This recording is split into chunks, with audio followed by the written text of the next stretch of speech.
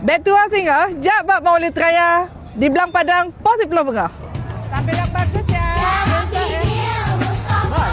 Boleh lah. Terima kasih ya. Insya Allah mudah-mudahan kita terus berdoa. Mudah-mudahan Allah berikan kelancaran, keberkahan, dan juga Allah hentikan hujan sejenak. Walaupun hujan ini memang menuntun kita membawa rahmat dan membawa rezeki, tapi juga mudah-mudahan dengan kondisi hujan kita terus mengantisipasi apa-apa yang masih bisa kita lakukan agar suasana ini tetap tertib, aman, nyaman, dan juga penuh keberkahan dari Allah SWT.